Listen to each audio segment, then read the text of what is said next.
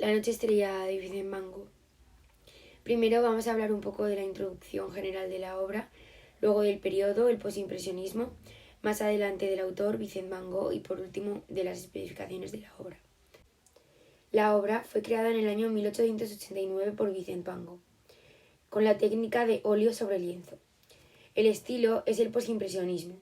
El tamaño es 74 centímetros por 92 centímetros y se localiza en el MoMA de Nueva York.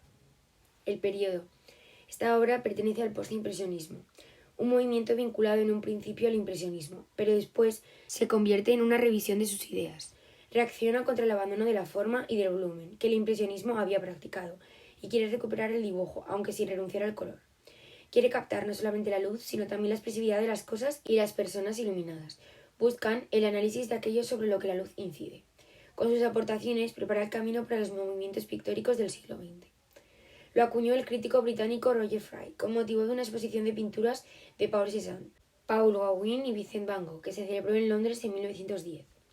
Las características de este periodo son la importancia de lo simbólico, lo personal, las emociones y los recuerdos.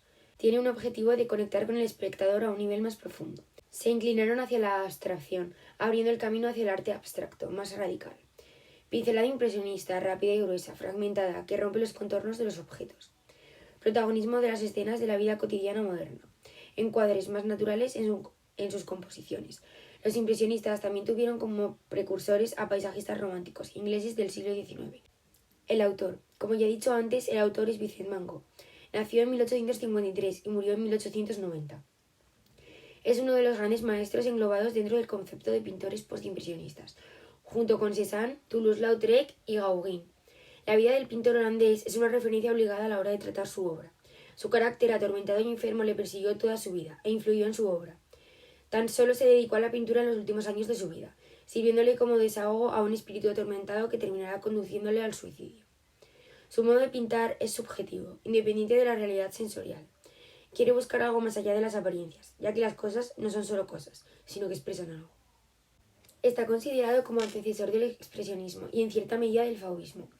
Uno de sus rasgos fundamentales es la expresión de los sentimientos mediante el color y la deformación de la realidad.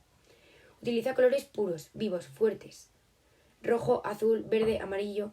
El amarillo representa para él el sol, símbolo de la divinidad panteísta. Sus colores son arbitrarios, no reproducen la realidad objetiva, sino que adquieren un valor simbólico.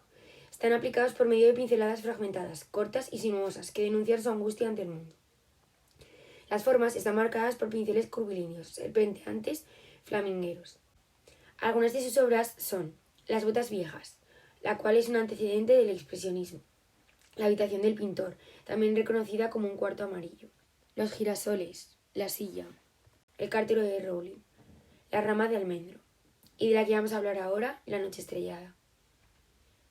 La noche estrellada es una obra de sus últimos años y arranca del contacto con las corrientes artísticas que triunfaban en el París del último cuarto del siglo XIX. Como manifestará en su estancia en Arles, Van Gogh aprende y asimila las técnicas impresionistas y las de Gaulle. Estas influencias fueron reelaboradas, integrándolas en un estilo personal, que después su muerte se convirtió en un estímulo para los pintores fauvistas y expresionistas. Van Gogh introduce en sus paisajes un símbolo místico latente. El tema de la noche estrellada le sirvió en ese sentido. Era un desafío a toda la concepción óptica y naturalista de la pintura, pues la oscuridad roza los límites de lo representable. Realiza un nocturno puro en el que apenas hay luz artificial, donde lo que domina son las estrellas y la luna de líneas agitadas y deformadas de tonos amarillos. En este cuadro se ven dos elementos, que junto con los lirios o los girasoles le obsesionó representar, las estrellas y los cipreses. Es la naturaleza de los impresionistas, es la pintura del aire libre. Vincent se encuentra recluido en un manicomio desde meses antes, y muestra en esta etapa lo que le contempla desde su ventana, reinterpretando siempre desde esa visión melancólica. La noche le había atraído siempre, como en obras como En Café Nocturno o La terraza del café, especialmente porque se trata de una luz diferente a la que había empleado hasta esos momentos. Es de destacar el tratamiento de la luz de las estrellas, como puntos de luz envueltos en un halo luminoso a su alrededor, dibujadas con una de las pinceladas más personales de la historia de la pintura, un trazo a base de espirales que dominan el cielo, tomando como inspiración Signac y a las estampas japonesas. Lo que destaca de la línea de tierra son los dos cipreses, que de manera ondulante y sinuosa actúan de nexo de unión con el cielo y parecen perderse en la altura. Los cipreses le interesan por su belleza de líneas y proporciones comparables, incluso a un obelisco egipcio, y por sus diferentes tonalidades de verde. Al fondo se aprecia la silueta de un pueblo, conjunto que preside una iglesia. Las líneas del contorno de los edificios y las montañas están marcadas con gruesos trazos que recuerdan el cloisonnismo de Gauguin. Vemos aquí algunos de los rasgos fundamentales de su técnica que ya hemos mencionado antes.